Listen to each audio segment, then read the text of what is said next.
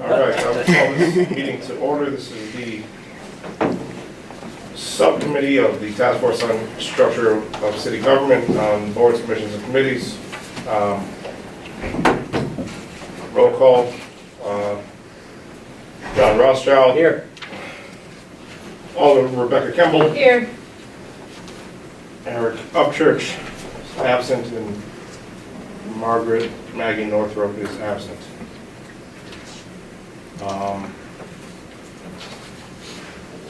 Take a look on it. Ask for a motion to approve the minutes from last week.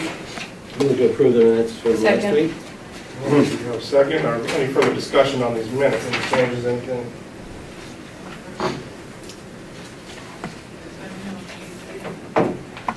Hearing none, all those approved, please say aye. Aye. Aye. We will not take a roll call. Any opposed? No? All right, motion passes. Entertain a, yes. Move to suspend the rules, stand informally and allow for public discussion and engagement on any agenda item. All right. Second. All right, I have a second. Any further discussion? All those approved, say aye. Aye. Any opposed? Hearing none. Motion passes. Our distinguished guests and colleagues present and those that may come are welcome to jump in. This time, is any public comment? No public comment. Actually, I do have just a, did you include in recommendations that committees do that, to suspend the rules like that? Did that make it into the, like, things to be thought about lists? It actually was not. Because it's really effective, Yeah. like, Yeah. it's worth coming to this meeting, because you can actually give input throughout the meeting, so that would increase public engagement. But it didn't make the list, right? Well, there's no We actually never actual discussed- list never of discussed it, recommendations. Yeah. Well, it's interesting because I think to the city attorney's point, there are ways to work to have inclusive conversations within Robert's rules. It's just you have to understand it, and so you can suspend them, and it sometimes can be worth it to come back to them for certain things. But I think it's a good point, and so I don't know. I mean, just something as a separate topic or something that kind of, for the number of reasons why it's important. If Robert's rules is going to be the way that we're going to do this, that people do understand, the ins and outs of it, so that you're not limited by them. I don't know. I think that might be under a general topic of how meetings are conducted. Different ways meetings could be conducted. Well, you could take it up here, number 5. Just Yeah. Yeah, of the strat, which we're at now. Yeah, well, Did we have- before we get to that, disclosures and recusals, anyone have any disclosures and or recusals? Hearing none, we can get into this.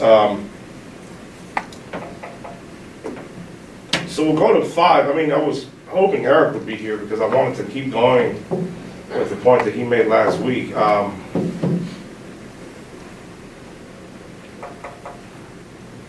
I don't know, I don't feel,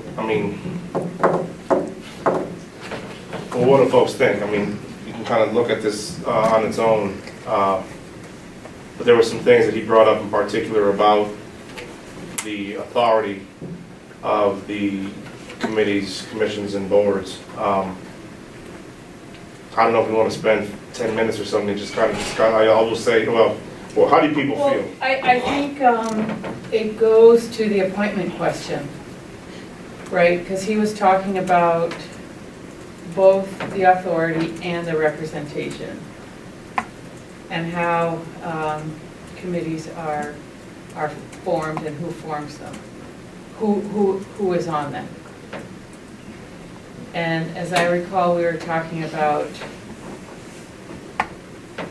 there being an interplay between, especially like ad hoc or work group type of committees that are working on a specific thing, where it would be possible to identify who are impacted and who might be most impacted, and get representation of those people on the committee that's actually making the decision about the thing, instead of, with the way we do the RESG analysis is bring the decision about the thing out to people after it's already been formed. So So to me, that's a question of appointments, committee appointments. And I have a, Let me just raise an issue, because this comes up. Perfect example is our landlord-tenant committee, Mhm. which is made up of landlord and tenants. Yeah, We then pass rules about affecting landlords and tenants. And it's a walking conflict of interest under the ethics code. They're proposing legislation that directly impacts their lives. So you've got this tension between that rule and the idea that you want to have people who are involved and impacted on these committees. So when you're thinking about this representation, think about what it means in terms of that part of our ethics code and how we deal with that. yeah. And that's In that interesting. instance, And we- maybe- and I in that think it's- instance, we adopted a rule that says they're not subject to this conflict of interest because we want them on here Right. specifically because they do know about this stuff. And the only time they have to recuse themselves is there's something that affects their own individual building or something. Right, and that's something that's coming up in a number of areas of city work and committees, and I think there's, what we're talking about is what we want is a confluence of interests. Like, we actively want to promote a confluence of interests to impact something, to make decisions about something that will impact a general class of people, right? Not a personal, so it's not a personal conflict. And I think there's great value in that, and that the ethics code is kind of rigid in that sense. And it doesn't allow for us to do that really very, very gracefully. Yeah. I've always felt good, I mean, even in the committees that I've been involved in, the recusal thing, I mean, I feel like if it's like if everyone is sitting in a bathtub, and you're making decisions about what happens on that end of the bathtub, that absolutely affects me, and I absolutely care, you know what I mean? So like, directly, am I standing to financially gain? Right. Well, I think that's a very interesting and reductive approach to net present value, because maybe immediately it does not, but I think in the long term, in terms of total value of decisions that are being made, it absolutely could affect me potentially. So it's like, I am absolutely invested and absolutely care a great deal because of the way that it will affect me, the people I care about, but also the city's health in general, by every decision that we're talking about, by Right. everything here. That's why we're So, here, because it affects us. absolutely invested in it. So like, how do you, let me disclose that every time. I'm always hesitant to do it, but I know, I don't want to be flippant, and but I always kind of feel like, well, I am. Yeah, it's like my engagement on transportation issues. It's because I'm a transportation professional. I know the industry, I'm in the industry. I have something to bring. I have ideas about how to make it better. And I have to disclose that when I'm making decisions. But I think the point is not to like bar people from having a say, but to actually bring those interests to the light of day, and so everyone knows, everyone is clear about where people are coming from. Yeah, I've always felt that Yeah. disclosure is more important than Yeah, the conflict of interest, unless it involves direct financial gain. If it's direct financial gain, then you probably should participate in it. But if it's just a general, what your interest is, that's why you were appointed, right. And it should be clear to what people's interests are. And I guess that's, Yeah. for this group, when you talk about dealing with the people who are most impacted Yeah. by the proposal, are you always talking about having them on the committee that's making the decisions, or are you talking about bringing them in as you're making the decision? Eric was talking about having them on. Okay. That's what Eric, that's what I heard him say. What's that? Well, we can, But how do you change that? I mean, if you have a fairly broad-based committee, how do you change the membership based on who is impacted by that particular item Yeah. that they're discussing? I think that really should be a staff role, that before a subject comes before a committee on which people are going to be directly impacted, that should be what they should disclose. And then there maybe, it's a case subcommittee. But in any event, people are invited to come to the table and present their perspectives, actively invited, and say, you're going to be impacted by this decision, you need to come. In one way or another, somebody should be out there telling people and encouraging them to come. Or just checking that, yeah. Yeah, But, I mean, if I can speak for Eric, what he made the point again and again and again, that people need to have the actual decision-making. The impacted people need to have the actual decision-making power. That was his point. mhm. I mean, is that what everyone else heard? Is that what? It is, and Yeah. where I always go back, you know, I'd like him to be here for us to have this conversation, where I always go back to with this, and I totally agree with what he's saying. I'm just saying impacted is a very contentious concept. Right. And so you will, I mean, I have a number of examples of this, but I mean, we all can kind of get it, that like, how do you get to determine that, who actually is the most impacted? And I get what he's saying. Coming from the lens of a specific ideological position, I share it, about how I would look at impact, I would probably agree.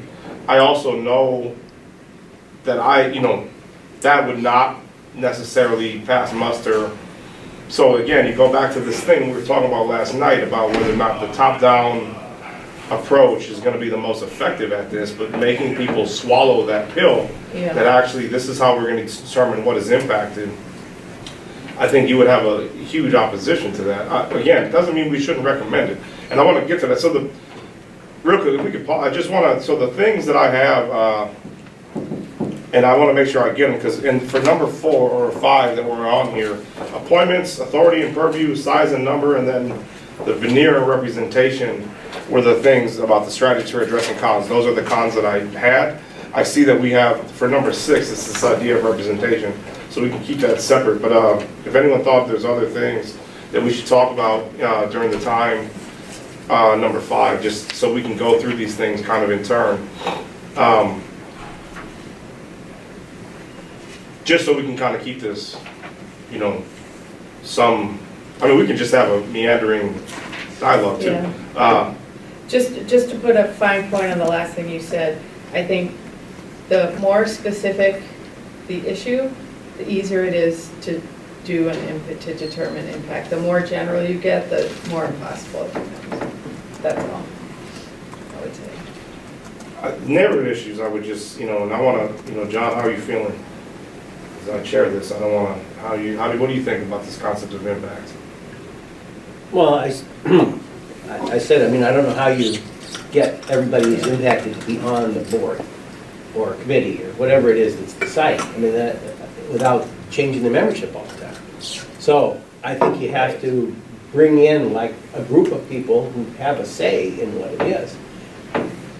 There is in the end, like you brought up, I mean, I don't think the common council should or will give up all control and authority over this. They're elected to make final decisions. So if the report includes all of the things that the people who are identified as impacted, and there's recruitment to bring in those people, and that's included in whatever report they provide to the common council, and those people have the opportunity to engage at the common council level, I think that's the most that we can really do in a practical sense. Real quick, do you have any, I'd just be curious if you have any thoughts on this concept of impact? As long as you're here, sorry to put you on the spot. That's why I raised my hand, was to ask her, because I know Yeah. she, tenant landlord on homeless stuff, that you've really struggled with that. I was thinking of it more the way John was thinking of those conflicts. It's like if you have a personal financial interest, that's when you have to recuse yourself. Otherwise, you just have to disclose. I thought that was kind of the way we had been handling it. I know it's been different at different times with different city attorneys and like, but I always thought it was kind of more that way. So I feel like our ethics rules don't have a problem, but the question of how do you, if you have a committee and the topics are changing before it, how do you have those most impacted on the committee? I have no clue. Like that's where my brain melts down a little bit, because I don't really know how you do that, which is why I think the other ways of the public input, if people feel like they're having an impact on the discussion and are actually being listened to, are probably the better strategies. Otherwise, you'd be creating and recreating committees all the time, and just that process alone takes so long, so many times, because everybody's got to fill out the forms, the mayor's got to appoint them, it's got to go to a council meeting, and it gets referred to another council meeting, and it's like 3 months later, a committee gets formed. And if it's something that's topical or urgent or timely, it's too impossible to do that. So I think working on the strategies to get meaningful input to the committee members seems more realistic, but I understand Eric's point of like, if you're not actually making the decision. Yeah, But people have to start somewhere too. I mean, people have to start somewhere. So if they are interested in topics and they're coming to meetings and they're getting involved, then you appoint them to the committee. Well, this is, I don't know. It's hard because well, I hear the conundrum that the city attorney brought up is that if you were to create a committee that is all people who are directly impacted by the topic, you run into some that's an interesting negotiation of ethics. Because in essence, everybody then should have to recuse themselves from making a decision, much less having a conversation where you get all people who are impacted, or technically isn't impacted now, and I feel like it is, and it's been co-opted and people Yeah. use it as a verb. Anyway, you've been affected by that decision, then technically you should not be making it, and it's that is an interesting negotiation. My issue with this, so I will use, I have very specific feelings about zoning in some of our isthmus, near east and near west side neighborhoods. And the history of segregation and stuff that we talked about. I think that there's a real conversation that should happen about renegotiating. Now, the argument is that who would be the most affected by that? Because what I'm saying is that in order to make those neighborhoods more inclusive and accessible to a more diverse population, we would need to rethink the way that we're looking at zoning. Now, the families who I'm talking about don't live there right now, whereas there are a number of families who do live there right now. So this is like case in point. You're going to have an argument that the people should have more say about how that land is used are the people who live in the neighborhood right now, because they're going to be impacted by this, or they're going to be affected by it. Well, what I'm saying is that don't the people who otherwise would need access, if you go across the city, and we've seen this, that like, where do the buses work the best? Where does all this stuff work the best? It's all in the isthmus. So like, if you say the people who need transit the most are in areas that have the hardest time having effective transit, to move them down there, how do you square that circle though? How do you determine who's impacted or who's affected by these decisions? I mean, right now, what should we be doing with the as the water utility starts to get rid of some of their plots down there? Who should have a say as to how that land is used? How do you determine impact in that situation? And I think and this goes, and it's a cross-sector thing, but like the challenge, and I know the person who's running for school board that was quoted in the thing about the at-large, and I talked to her about it afterwards, because I was like, man, this is the wrong time for you to be bringing this up. But their argument though, and I care, and it's nothing about it, but the thing is that there is no representation of one school district, one high school district on the school board. My point though is it shouldn't matter, because you should not be on the school board trying to represent one high school. You should be on the school board to represent the district. You should be on the PTO to represent the high school, right? Like this is, so should we be do we want people, and is part of our challenge is that we don't have people getting on these things that are looking at it in terms of the collective good. As I was saying, this is the thing that's the best thing for the city, or is it that we are inherently getting on these things because we're going to represent our cabal of, of folks that we have, our cabal of influence, and cabal is probably not the right word, are the 10 people that we know that are, and I would say that if we're looking at disproportionate representation based on geography, and that's what we're seeing, it could be the case. It's plausible to say that there are decisions that are being made for the city that are not necessarily inclusive of voices across the city. And specifically concerning boards, commissions, and committees, given the breakdown of who's on by district. Right. I mean, I don't think you can always make decisions based on who's impacted the most, because it's just like you're saying, who's impacted the most immediately, or who's impacted long-term? Long-term, the people aren't even there yet, right? Like you said. And, that's my feeling, is that you have to make decisions in the end on what is for the best for the community. So right now, we're still on appointments, in essence. We're talking about how people get on this, we're talking about this as being a structural challenge. And we're supposed to be talking about ways that we would mitigate this. So how would we address this? How do you address this? What would be a recommendation that this subcommittee could make to the main task force about how you would address that one thing, or how people are appointed to the committees?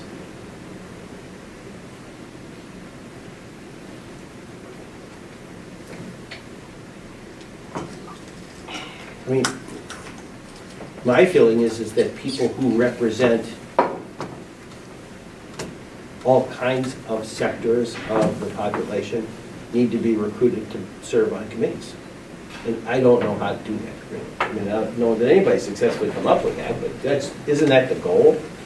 Is to have diversity of interests on a committee that's going to be dealing with a subject? Well, I'm guessing if you ask the mayor's office, they would tell you that they strive for increased diversity in terms of geographic representation, getting people of color on these committees. And some of the committees that say you have to have somebody from this industry or somebody from there, and they try and find them. And a lot of times, they have trouble filling out committees because of that. Yeah, I mean, that's what I'm saying. There are is that- also that like how- stacks of applications of people who will never get appointed to committees. Well, yes, Yeah. it's also, yes. It's The power is political. in the mayor's Right. office, the mayor will make some decisions, you know. Mhm. I mean, you just look at this committee when Roger Goodwin replaced, you know, somebody. And Ron Trachtenberg, the replacements for a person, for the immigrant and the woman were Right. Ron Trachtenberg and Roger Goodwin. Very much like- Yeah. I was wondering that myself, and And me. how did they, so they just get appointed and, They were the mayoral appointments. So the way we did this was the common council president appointed 5, mayor appointed 5, and they had to agree on the chair. Does this group think that if we had more appointments by the common council president, it would be more diverse? Not by the president. I think if there were a more collective process, cooperative process, involving more than just the president, maybe the CCEC, so that it's not just doing a mirror image of the mayoral dynamic, right? Because we don't want that. I mean, the whole reason that we have this committee is because some alders wanted to basically just consolidate power in the person of the president and set up a little shadow administrative situation. And we, you know, I don't want that. Maybe one of the alders on this committee wants that because he was the author of those things, but, you know, I think there's a better way to address these issues other than just having it that, you know, polarized situation. And I do think that there, especially for alder appointments, definitely for alder appointments, there could be a way to, you know, kind of like ranked choice voting type of system where alders could list their preferences of committees, and then the CCEC could collectively decide which alder gets on which committees, and the mayor could, you know, that could be a discussion between the mayor and the CCEC, One of I think. the thoughts. And maybe that- for residents too, I don't know. That's one of the thoughts that I had in terms of creating a structure where that was alder heavy on the important committees, is also putting in a limitation on the number of committees that an alder could serve, at least at that level. And so that was distributed across interests and not just concentrated in you know, the 5 or 6 that were either favored by the council. I don't know who's going to do the appointments, but let's say it's the council president who appoints alders to all committees. You know, you don't want them to be all the same faces on all the committees, right? You want them to be diverse and reflect the community across the board. So if you could only serve on 3 committees, then you'd have to appoint other alders to other committees. So just a thought, you know, how you get diversity in alderman appointments. Yeah. I Go just ahead. have a practical matter. How much time does the CCEC want to spend on committee appointments? but would it matter if they're full-time or part-time? No, I mean, I really think it matters. It depends on the future CCEC. So, all right, I will be running for vice president, and I have some very specific ideas of how to really make leadership more functional by distributing more of that president, vice president power amongst the members of the CC and the CCE as a whole. So in that vision, that would be important work for the CCEC to do. And the CCEC, I would think, would want to do that, would want to collectively share that responsibility. So I think we're talking about shifting how the CCEC works. And I'm just thinking structurally, I'm thinking about sort of John's structure of mother committees and offspring. So what if you had a system where those appointments, both to the heavily aldermanic committees and then all the citizen and resident committees below it, were split between the mayor's office and common council president / CCEC? So that then you'd get a very different mix of people on there. Is that going to help this appointment representation issue? If the alder appointments were split? Alder appointments and resident appointments. Yeah, so the finance committee is half and half, you know. The mayor appoints half and the president in consultation with the executive committee appoints half. Also, they all have to go to the council, full council for approval, so something gets sent back. I'm just trying to think Yeah. structurally how this Yeah, might I mean, work. kind of the way we did this one, you mean, Yeah, the way we did this. yeah, this Yeah, is a very maybe. interesting Yeah. committee because of the Yeah. way it was done. Right. Just a question, if you did, I mean, to address these issues, I mean, you saw the new data that we put in terms of geographic district disparities, 38% or 12%, 5 districts on either end. Does who appoints, I mean, I just don't, I'm not sure that who appoints is going to address those numbers, or the diversity, or the people of color number. So And what I was thinking about last night is, okay, we have 700 slots to fill in the current structure. And if you divide that by 20 districts, that's 35. And if you just start with geographic districts, I mean, you could create a rule that when the mayor or whoever is appointing, you need to have 35 people from each district serving on the boards, commissions, and committees, or some percentage or something, and that maybe the cooperative part of it is not necessarily that the CCEC is doing it, but that the mayor or whoever is appointing has to work with the alders to make sure to employ the alders in helping find people from those districts. So in other words, one of the jobs of the alder would be, well, I need to make sure that there are 35 people in my district who are serving the boards, commissions, and committees. Not necessarily that they are any one particular type of job or anything else, just that we've got people from that geographic district in there. What if they can't find them? I know, Well, that's look at like District that A. quota type of If it's District A, But- situation, like, it's almost like, I know that the mayor hasn't been able to find them, but I just wonder if it's different. Yeah. If the alder is the one doing that Yeah. work. Not necessarily the alder. assuming we gets still have 20. geographic districts. Right, not, or maybe instead of 20, there's 10, or whatever the case Well- may be, but I just wonder if there's somehow, if somebody's closer on the ground in the district. Let's just think about this committee, I mean, of citizen representation, I mean, I don't understand, I mean, I don't know the logic in bringing in new people to a committee after we've done all the, meeting with all the mayors and all this, you know, all the conversations that we did at the front end, why we have 2 new people coming onto the thing, I think they're both great, whatever, but like, why would we do that, when, what is that? making quorum. quorum. Remember how we were having trouble making that's quorum? pretty much the only reason.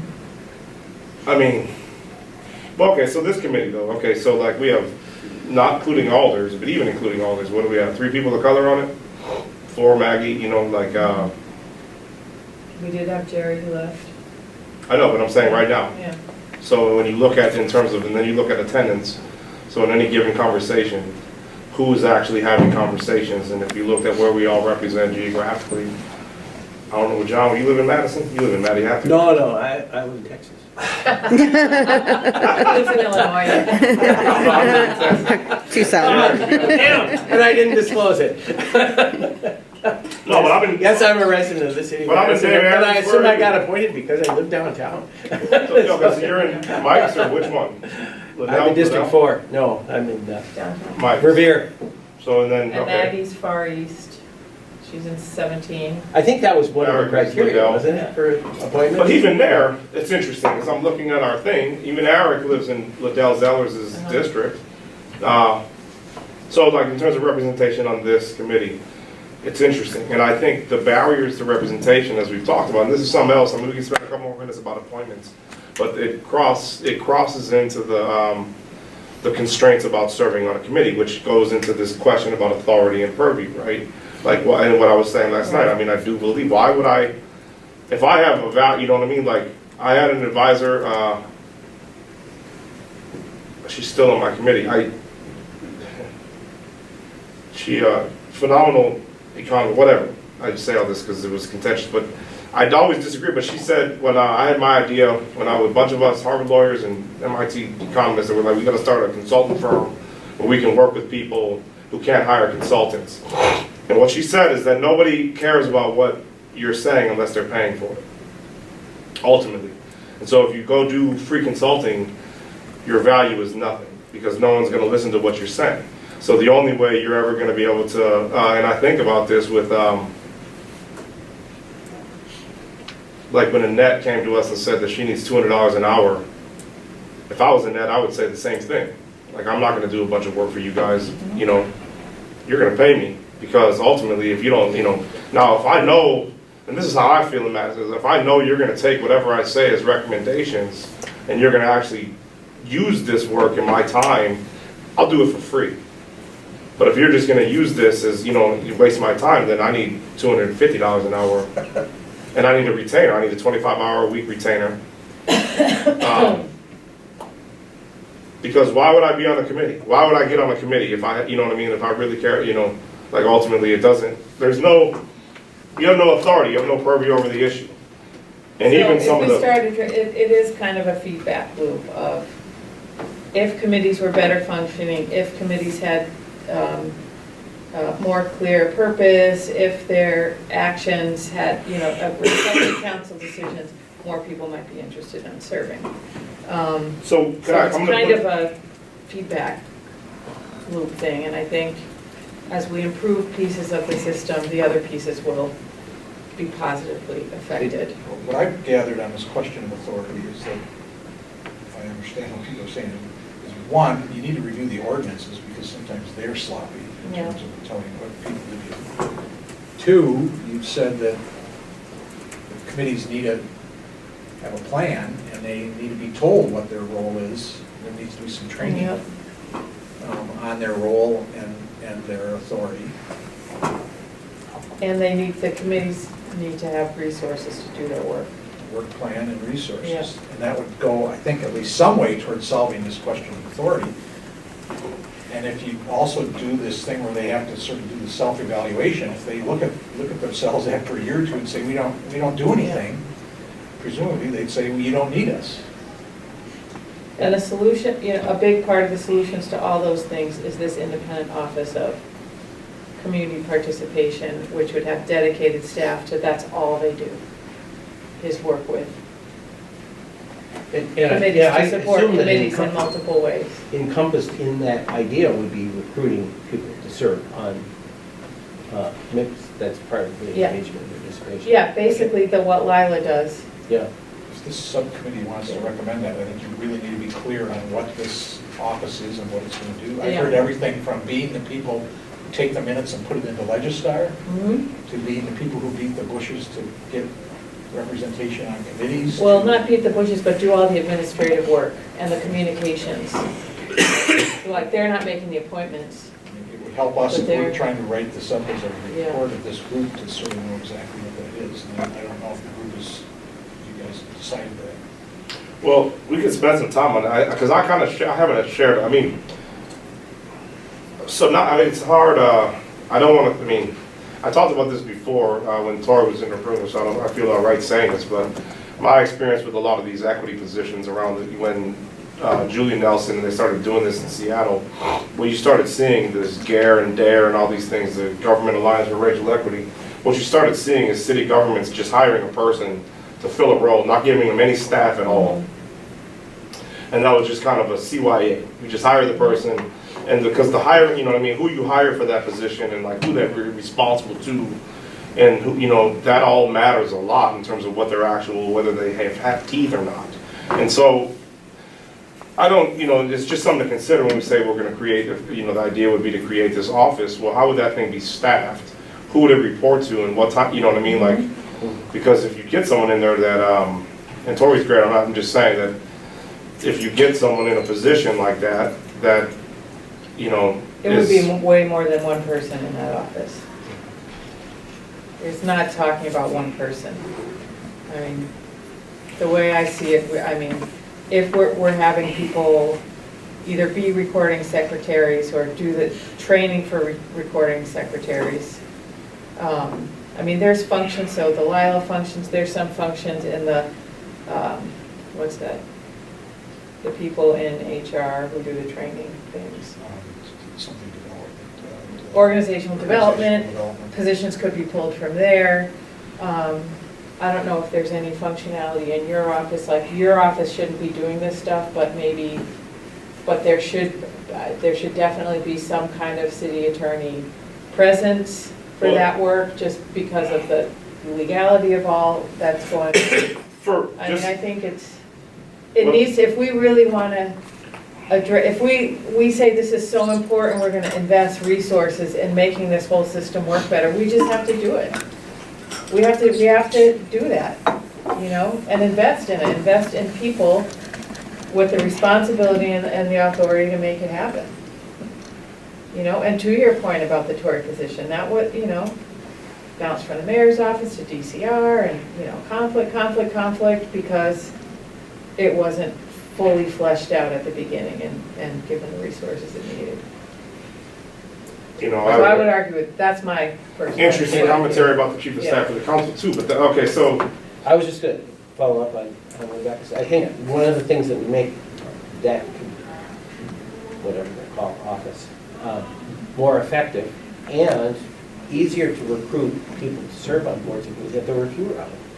Because then they would have a broader base, they would have more importance, they would be, you know, instead of, you know, why do I want to be on a little committee that's going to look at, you know, bottle cap recycling? It's not.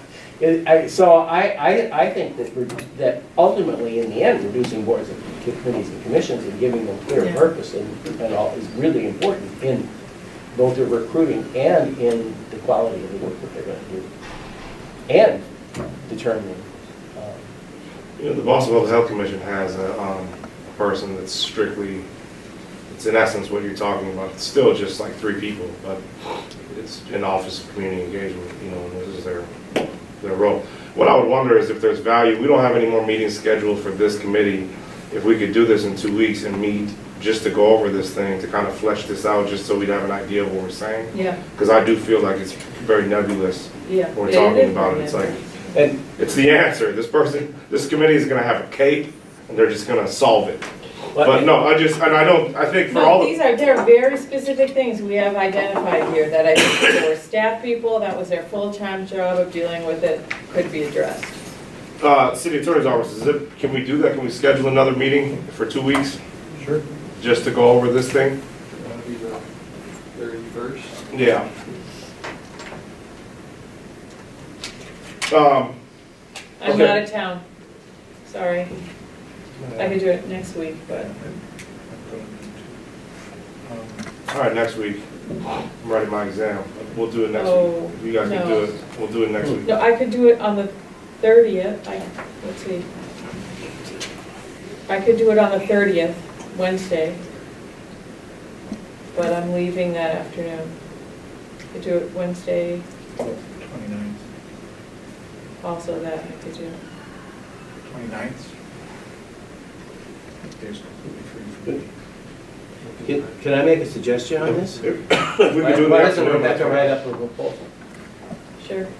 so that we have something to focus on, and she's got that clearly in mind. That'd Yeah, be helpful for us I'll too, do to have that. some. Yeah. I'll do that. Some bones. Yeah. Including all the various ways that it has been mentioned in my earshot, in different ways, because it's been mentioned in terms of, you know, being more broadly like community engagement for departments out in the city Right. type of thing. It's been discussed in that way.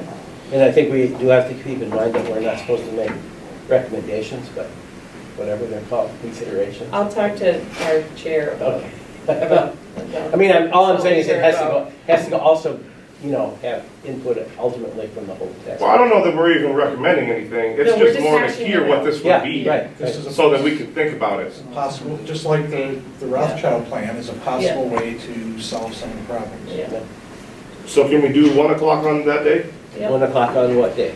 The 29th? 29. 29th? Are you okay, John? I can make it. Let me see. Let's see. 1-3. Yeah. Yeah, I'm okay. Okay, so we'll, so we can go into the details. So in the meantime, we were saying the appointments, when we talk about appointments, we're talking about who has the power to appoint and tenure, right? So how long people are appointed. And I bring that up only because one of the other things we've talked about is the idea of ad hoc of committees being,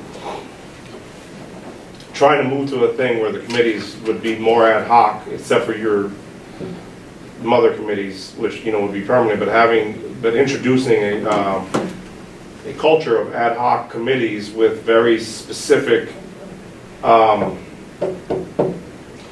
with very clear guidelines as to what they're supposed to be doing, that's written out, as we said, whether it's through the ordinance or other channels that we would define what their work should be, the deliverables they should have, and the way that they're going to be evaluated, or they should be doing self-evaluation.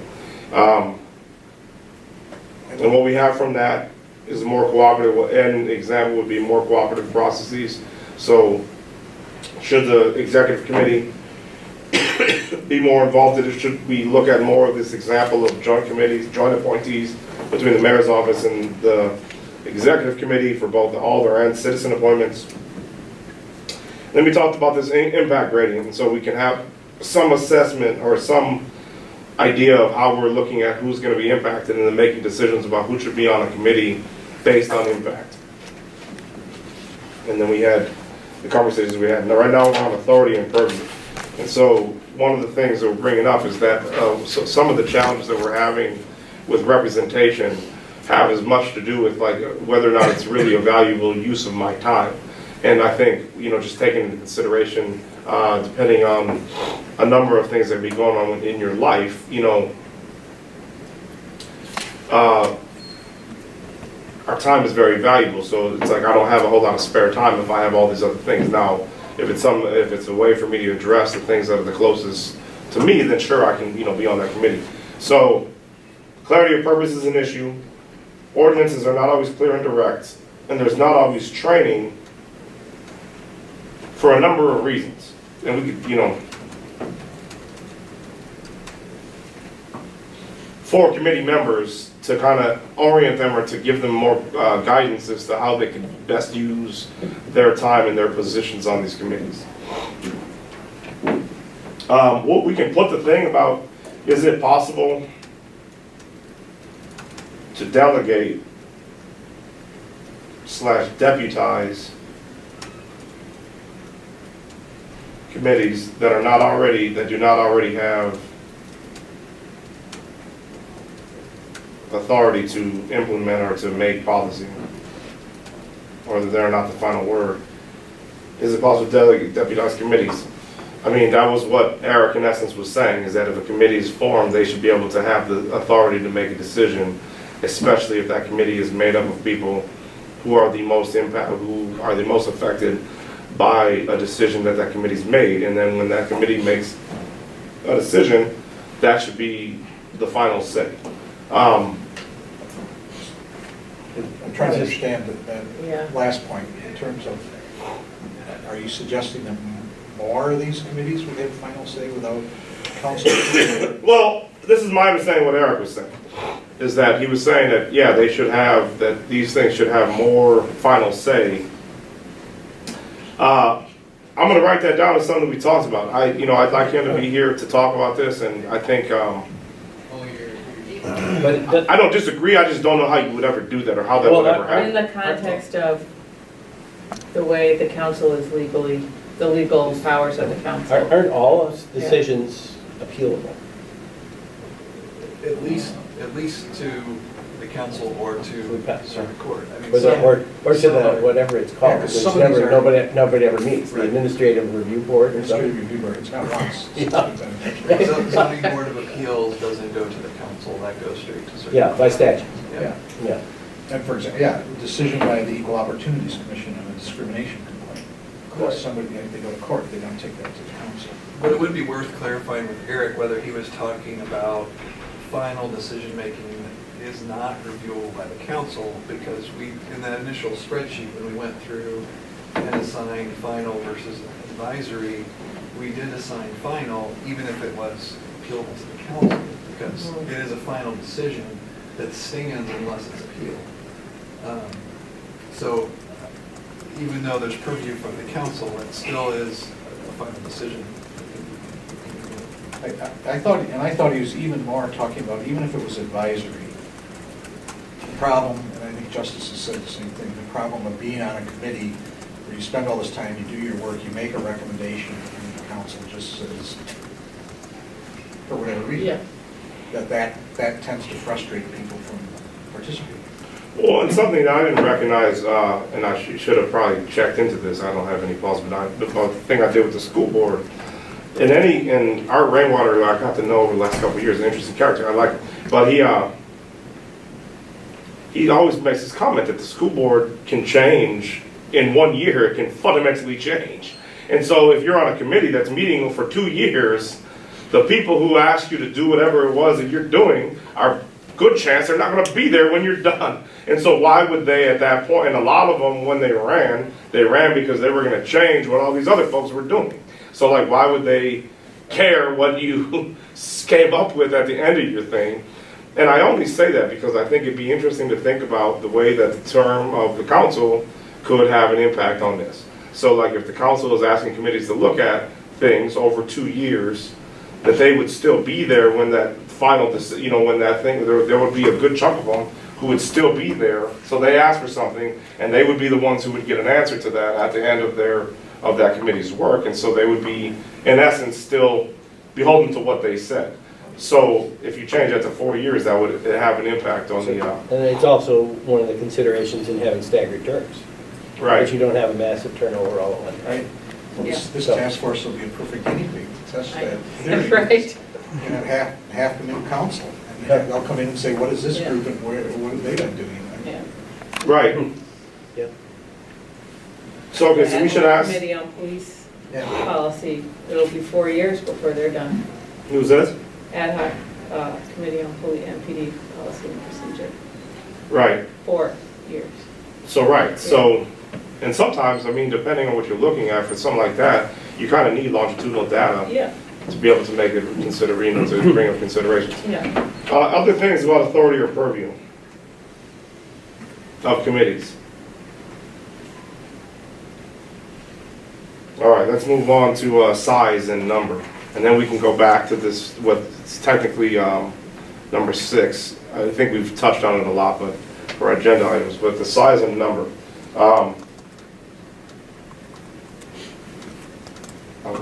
I have some thoughts, but what do you guys? Well, does this get us to the proposed city attorney's consolidation of committees? And Yeah. about that, Or yours, yeah. well, I didn't even try to do it because I didn't know enough about them. I have absolutely no problem with consolidating and getting rid of committees that aren't doing any work. My concern really is not with committees that don't do any work, but more of committees that use aldermanic time and don't get anything accomplished, or use staff time and don't get anything accomplished, and that are not accountable to anyone. There's a committee out there of people who want to sit around and talk, and they don't do anything. That really doesn't affect the city at all, unless it uses up time. Well, That's- PSRC is a good example of that. 3 alders and like command staff, like multiple command staff of MPD are in the Yeah, center. so, And what do they do? Like, yeah, I They don't don't- know what their authority. I know, exactly. So, yeah, I mean. PSRC, Public Service And Review. Public safety review. Public Safety. There's command staff from fire, from police, and alders, and they don't even know what they're doing. This is the one that our friend Alder Skidmore was always refers to, right? That he was Yeah. saying. So, anyway, my thought was, you know, we need an org chart, that's number one, I agree, no matter what. We need to know who's out there, where, and who they're accountable to. That was my thought, and reduce the amount of aldermanic time that serves on committees. Might change somewhat if we change the number of alders, if we change whether they're full-time or part-time, but in any event, the concept is still, I believe there should be a level of participation by alders, and below that, attendance is optional, but not mandatory, and they don't count in the quorums, and so that they don't have to go. And yet, the thing that I'm not sure that I completely agree with the way it was structured by John and Mike's proposal was just that I didn't think those committees should consist only of alders, but should have residents on them. And by using the finance committee and the CCOs, CCEC now, CCEC, is that they're all alder committees. And I just think that's a discussion we need to have, what about that, is it necessary?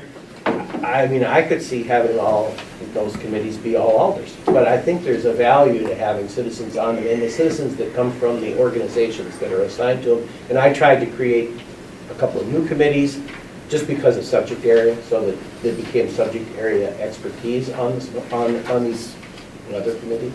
So that was my thought, but I think most importantly, we have an organizational chart and we reduce the numbers if we can, but that we have accountability built in, and both from the standpoint of decision-making and doing your job, plus, you know, the equity and participation component that falls to the supervision of the mother committees. You gotta come up with something. What do you have against mother? I think Mother Committee is good. So I just want to, again, as we're trying to write up some report for the full task force, I take it that what this group is saying is that these various models, the one you drew up, the different one that we drew up, ought to be on the table Yeah. for the task force to discuss. Do you want to do something like this? Right, and I think Without, that, without us having to try and figure out which one we like best Right. here today. right, and I think, but generally speaking, we recognize that there are a lot of committees, Right. and that it is not exactly clear that there needs to be as many as there are. And that we've heard from a number of places, but what also is that everyone understands that. It turns out we're not the first ones, and we're not the 50th ones. Everyone understands that. No one quite knows how you would go about doing anything about it. And usually when you do, you end up with 3 more committees. And so, Brenda's got her hand up. yes, I would just say that it's not that nobody knows how to do it, it's just that it's complex. And when you start looking into it, it doesn't seem as simple as it does from the outside. And when you start looking at, oh, well, the state law says this committee is this for this reason, and this, like the committee that hasn't met, well, the administrative review, whatever thing, that's met once since you've been here. Like that committee has to exist, it serves a function, and it never meets.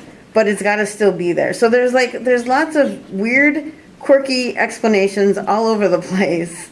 And maybe those duties could be put in the finance committee or something, I don't know. But it seems like it's not simple, because I sat through 2 of those, and we couldn't figure it out, because everybody had a reason why their committee had to still exist. And it wasn't just because they were friends and buddies and it was a social club. There were like legit reasons for a lot of them too. But this example, Brenda, is a perfect example of what we can do. We had this administrative review board. Specific appointments had to be made to it. It never met. We finally said, we'll designate the CCEC as the administrative review board. And if anybody ever has to invoke that powers that has to be there per state law, we use an existing committee rather than have another one. So that is the sort of thing that you can do to sometimes these committees that maybe are only needed once every couple of years, find another place where that power can reside, and you do it that way. But that's hard work, you gotta, Yeah. you gotta crawl through each of these committees. And like the Jeffrey Erlinger Committee or the Martin Luther King Committee, there's a bunch of those types of committees too that have like this task they do once a year and then they don't really exist the rest of the year. Could those tasks be done by another committee? But then you get back to you want those people who are most impacted or have the most investment in it to be involved, and if they're not on this other committee, then what do you do? Or Right. let's combine those two committees. Why don't we have an awards committee instead of the Erlinger and Martin Luther King, and there's a third one out there too. So I have a question for, for everyone in here, actually. So if I want to, let's say we decide that tomorrow we need a widgets committee. How does this happen? Like, and what's the timeline from the time that we decide we need a widgets committee to the time we got it? Well, just as an example. First question, is it ad hoc or is it permanent? Well, interesting, because I think, let's start with, the way that we would do an ad hoc one. If it's an ad hoc, you prepare a resolution saying what the committee's supposed to do, who's going to be on the committee, how long it exists, what it's supposed to end up giving at the end, and when it dissolves, then you have to find one of these people who are willing to introduce the resolution at the common council. And get Lisa to put it on the consent agenda? Yeah. No, put it on under suspension of rules, so it's done right away with no referrals. Right. Well, if you create a new committee, it's almost always referred to the CCDC. And then it comes back either, yes, we want this, no, we don't, or here are some proposed changes in it. So about the quickest you're going to be able to do that from the time you introduce the resolution to get it approved is a month. That is pretty rare. I think it's normal. This one took, to set up this task force, This it was is like the about a third substitute or something. 3 or 4 month Oh, period no, of time. Yeah. mine. 9 months. Was my one and only experience in legislature, was trying to follow it there, and it was always lagging way behind, but in the end, wasn't it like the 9th draft that got The approved? 9th draft, but the third substitute, Oh. like, yeah. Which is really interesting, because, Yeah. because the question is, then there is a value in having the permanent committees, because ultimately you don't have to reform them to address every issue. You have them already standing, and an issue comes up, then they can look at it. Because what I was going is that, well, if you had these hypothetical mother committees, or you had a way to be able to get the committees up and running to look at certain things, and then therefore you can get different people on them, spreading that love. The other question I would have is Well, Justice, the thing is that any committee can create a A subcommittee. subcommittee. That's super easy, as we saw with this. when you're creating subcommittees though, can you add new people, or does it have to be of the body? Has to be of the body. See, that's what I'm saying. So the idea would be something that would go to one committee 1 year so we fill that committee based on, at that time, this is the folks that we needed, but That's maybe in not another true. year. That's not true. The Warner Park Facilities Subcommittee of the Parks Commission is not all people of that body, of the Parks No, Commission. it's actually, it's called a subcommittee, but it's actually the equivalent of a city committee, because it's set up in ordinances. Yeah. Yeah. And the Did council, we make it, what I did think we we do? still Though? don't. No, we just clarified, I we think that, clarified some language around that recently. yeah, I think it's called the golf committee of the parks or something. The golf Not subcommittee. golf, the Warner Park. Oh, the Warner Park. But Because golf the is Warner- remember is the golf Warner the same Park thing, or different people? Wanted to set up, the subcommittee wanted to set up a subcommittee for Right. being an appeals board for kids who break rules at Warner Park. It's called now the Warner Park Recreation Committee. That's So what- it's its that's own what it's committee, currently called. so that it could make its own baby. And you can make these sort of joint subcommittees, but you gotta get the council to approve. Yeah. So you can take 3 from this committee and 3 from this committee to make a joint subcommittee. That's almost like creating a new committee. Yeah. And it's still a very restricted universe of potential. If you really want to have fun, get Brenda and I to sit down and talk about the 2 years we spent making up these rules that we're talking about. So it could be changed. Yes. Well, but it's interesting, 3 months is not that long though, to create, the other thing is, No, I don't A think. month at the minimum. I don't think the creation is the problem, I think it's the ending. The ending, yeah. Well, if you have to kind of, the thing I miss about the military the most is that like, I know that military examples are always problematic because of the nature of the military, but you go to a planning meeting, you don't come out of the planning meeting and tell the colonel, well, we came up with a bunch of new meetings, we sent the doodle out, we're all gonna meet again. You got 2 hours to come up with a plan. You gotta come up with a plan in 2 hours. You can't come back and be like, well, we don't. You gotta come up with a plan at that time. So I don't know why, the idea of the sunsets, going back to the other question I had was, just so we asked it, is it possible to pay people to be on committees?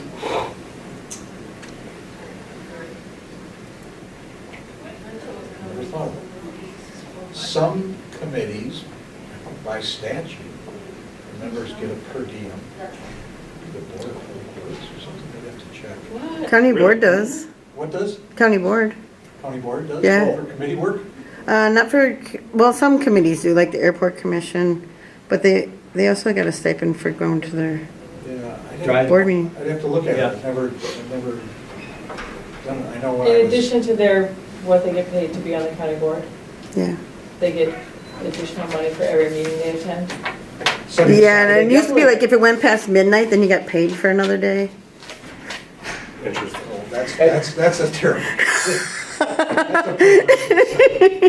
Everybody, all meetings Yeah. end at 12:01. You get my point, yes. They do pay mileage. Well, it's something to think about because Yeah, if, county board, I can see Yeah. why they, county board would. well, but the reason I asked is if we looked at one of the reasons that, one of the deterrents to being on these things have to do with, whether it's time or bandwidth or anything else, and saying, well, if it's really important that we get the voice of specific individuals on any issue, if you had that capacity to pay them to be on the committee, I think it would do two things. It could do, well, first of all, it could entice people who otherwise would not do it. But also, you have skin in the game in the sense, you know what I mean? Like at that point, and if you're hiring these consultants anyway, why not, if you value what these folks have to say, pay them to be on it? Because then you've made an investment as a city, And expect work out of them. and you expect work out of it, so they're gonna come up with this thing, and you're paying them to do it. Let me tell you what I can recall. We'll research it, get back to the question. My recollection is you can't pay alders extra for being on a committee. I think that's the rule. But I don't think there's any rule against citizens. And when I was in private practice, I did a lot of work for municipal utility commissions, who were these old retired guys who would come in and be members of the commission. And they liked it because they got $25 a meeting. And, so this was like beer money for them or stuff. So clearly it can be done in certain circumstances. It's going to make there's a whole political issue about it. But it's still a good question. Well, because it goes But to it's this something idea to of put on the review. table, if we want to invest more in public participation, where's that investment best Right. located? Right, and it would also, I think, we recognize the value of paying people for their time and for their input. It could discourage creating all these committees, at that point, it could potentially encourage us to really review all of these committees, to look at which ones absolutely are, what are they doing, how often they've met, what are they coming up with. And if you're saying, well, what we want to start thinking about is, well, paying people to be on them, well, let's really look at these things, and if they're not meeting, it wouldn't be a sound investment. And again, it's just something that I wanted to ask, just so we had that Then information. we really would need an office of resident participation to track all that, to administer all that. And it would, and I, Oh my God. That's great. I could see us doubling the number of meetings we're having. All of a sudden. The impact Yeah. on Start staff. paying people, yeah. Yeah. okay. 2 subcommittee meetings next week. Right? Yeah. So right now it's 12:40 p.m. Scheduled to go to 1:30. We don't necessarily have to. So again, we went over thus far, appointments, the challenges, so the general topic is strategies for addressing the cons of current boards, commissions, and committees. Some of the things we talked about is appointments, authority and purview, and then the size and number. And then number 6 has its own agenda item because it's something that we keep running into, which is strategies for achieving equitable representation on the boards, commissions, and committees. I think we've discussed that a lot in these other things, but other specific things that have not been discussed that we think would, Well, did we say providing childcare and maybe bus passes? that, yeah, Not we paying, have not that. paying them I directly. think that's already in there. John, we have that on the, Yeah, in the report. That's something that I think Right. we're seeing across the board. yeah.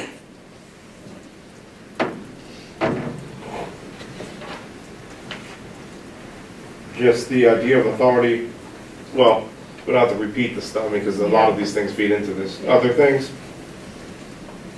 Well, I mean, the issue of who appoints is one of the, you were talking about that within the context of Of achieving equitable. equitable. Mhm. things. Yeah. Geographically equitable.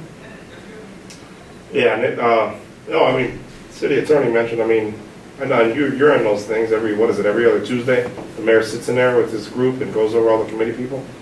And Oh, we aren't in on that. I thought you were. No, it's just the mayor's office. The mayor just does that with Lila. And his No, staff. no, someone else. It used to be, when I was here, it was Lucia that was in there with him. Lucia Nunez. Oh, I don't know if he has somebody from DCR. I felt like the council, anyway, he would, yeah, he goes over it every Tuesday. And I've seen him go through it, and he asked the question, he would, I mean, then, he would say, is that person a person of color? Are they a woman? You know, he would ask those questions explicitly with all that stack of folks. So, I mean, but I think the geographic representation,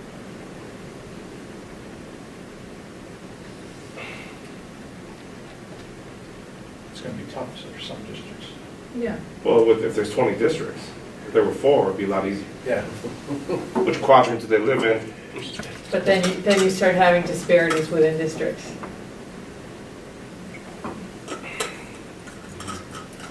If the districts are bigger, like you could potentially draw districts in such a way that there's only 4 and we have the exact same representation as we do now, but they look like they're equal, right? Well, that's. So what- you have disparities within the bigger Well, districts. this is the challenge with the way that the city's laid out right now. I mean, this is, I would say quadrants is probably the only way you can do it. Right? Well, by the way, I have the answer to all this, but I'm not gonna give it to him because I have to pay me. Well, Maybe that should be the only recommendation. You know, yeah, there's Solve everything. And no more than $500 Before we an wrote hour. about Madison, the first thing is that the most interesting thing about Madison is that you know who has the answer to the challenges? Everybody. It's just Yeah. all these other knuckleheads that won't stop talking. So as soon as everybody else will stop talking, everybody will give you the right answer. That's our challenge. Representation. I think to Alder Carter's point, I mean, this is something that is very difficult to square without looking at a lot of these other, it's hard to look at it by itself. Because there are a lot of things that are challenging, that create barriers for people to do this. Everything ranging from, as Alder Kimball said, there's a stack of people who will never get on boards, commissions, and committees. Come here. You see her now. That's why I like your rules. Because I don't get a voice otherwise.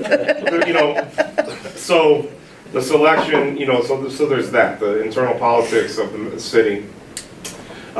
In terms of just basic challenges due to capacity and bandwidth of individuals, so different people have different responsibilities to family or different,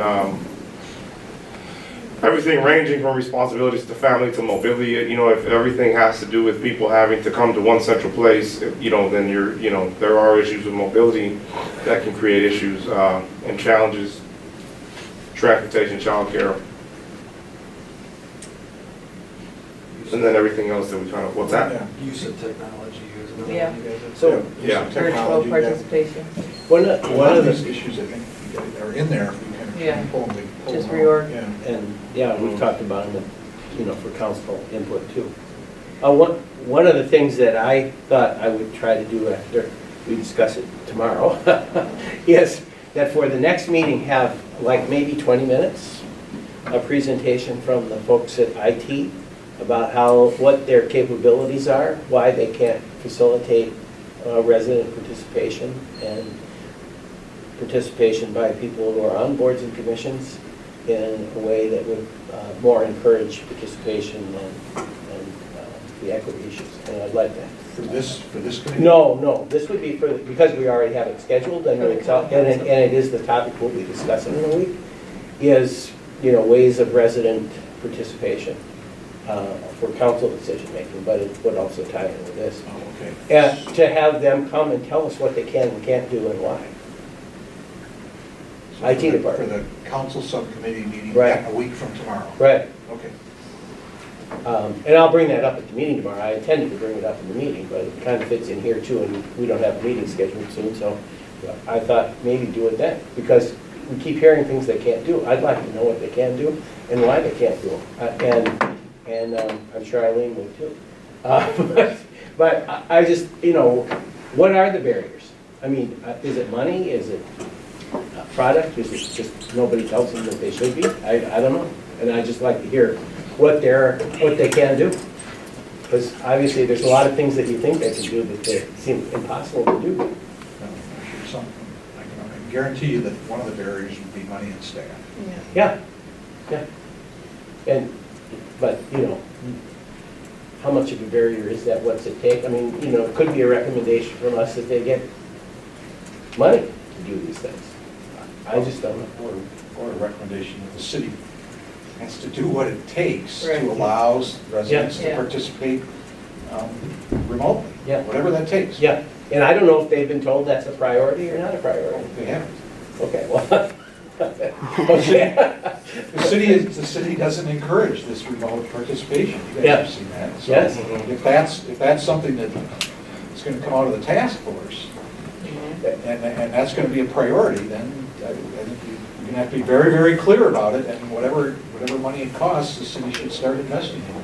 But I'd like to start with what they can do, but Right. aren't doing because they don't have the staff versus what they can't do now because they don't have technology, and what they can't do now just because nobody's told them that's what they're supposed to do. Right. Or the city attorney has told them not to do stuff Yeah, like that. yeah. Right, well, and it's interesting because this also could be a function of the number of committees. So it's one thing to say, can you do this for this number, but if you're asking them to do this for 102 committees, I could see that as being a sizable lift, right? Right. Right.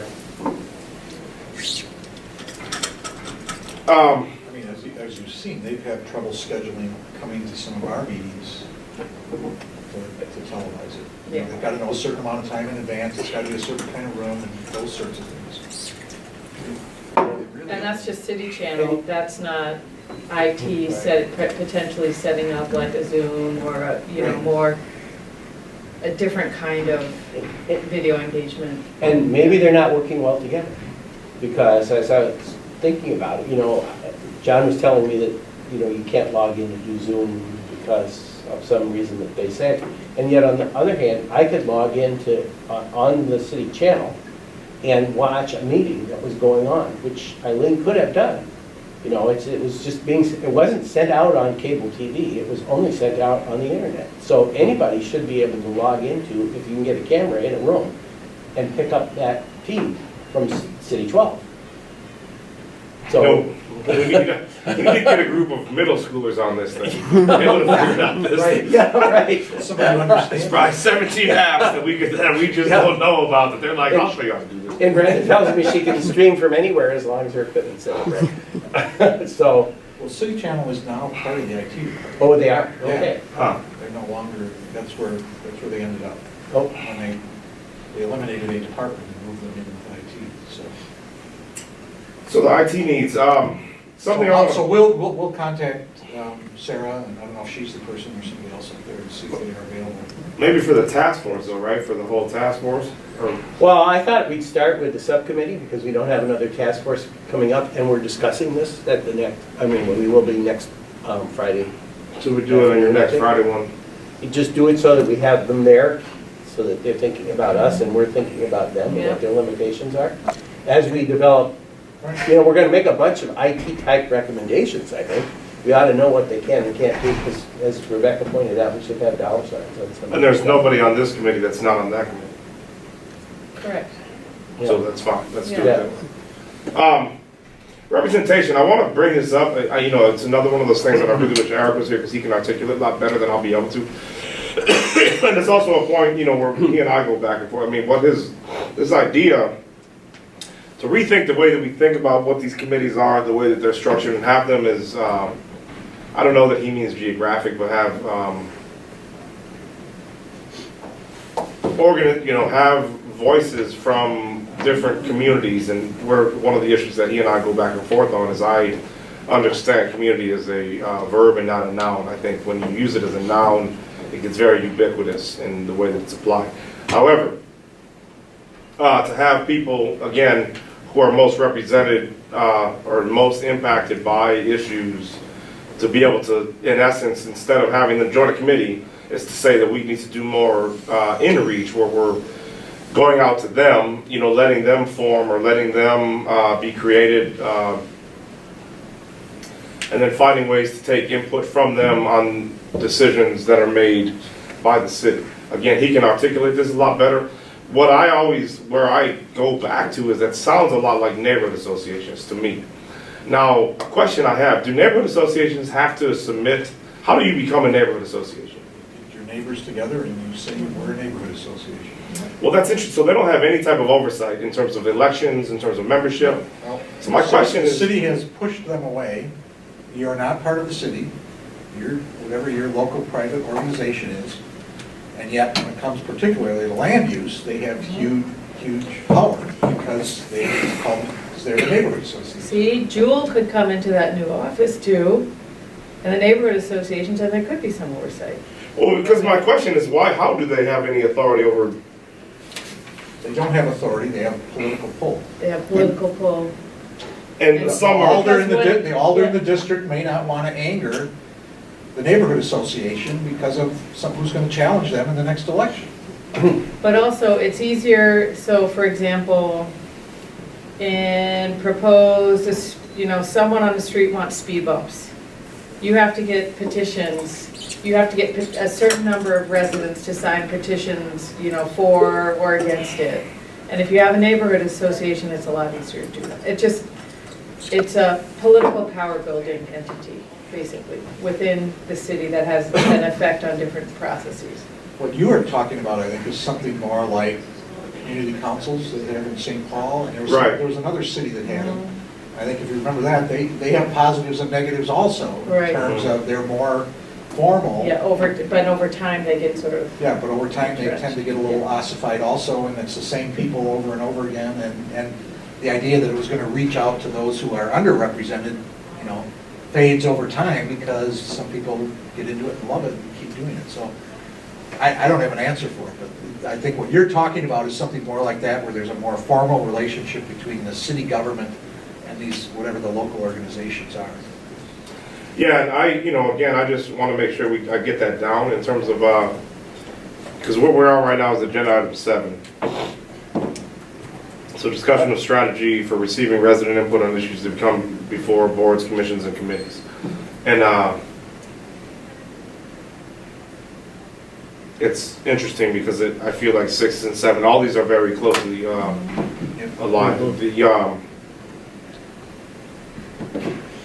Yeah, I mean, how do we square that circle? Because when I was in San Diego, I remember my first kind of foray into the community group or the neighborhood associations, was some of them very much felt like they were advisory, whereas some of them felt they were very not advisory, that what they said was going to go. In general, they were right. Like ward captains in Chicago. Oh yeah, La Jolla, what they said was going to go. informal political power, not part of a structure, not part of, yeah. And it had to do, as you all could probably imagine, I mean, the neighborhoods that were in, and also here, I mean, Allied Drive has like 6, and it's the same 12 people on all 6. It's just different leadership, and they're all amazing people. But the point is that I don't see And I also don't think that a lot of the other ones that I think do have more power are actually representative of the neighborhoods. They are representative of 13 people in those neighborhoods who happen to be connected or anything else. And I'm just kind of curious about how, A, why is it that when a project is going through, I have to ask these people about anything? And B, how you would mitigate that if you were to create another structure that in essence seems a lot like neighborhood associations, you know? And I don't know, it's just, But that's an issue you want highlighted. I don't know if it's already in this summary before, but that's clearly the issue that Eric has been raising, and we gotta make sure it's highlighted in whatever is reported to the task force. right. That's what I'm talking about. That's why, And it's all wrapped up in how do you get people to become engaged and to participate, right? I mean, if somebody wants to form a neighborhood association, they can do it, and they can come, and they can talk as though they're the, neighborhood, but people don't do that. They leave it to the existing neighborhood association. It's when there's a real issue that it's going to impact them, the verb, is that people coalesce around it and show up, but they're not going to come to everything. They're only going to come to that issue. So that's why Eric's idea of getting people involved who are going to be impacted Dutch and Monroe. is so important. So they'd be involved in this. Oh, yeah. Okay. Yeah.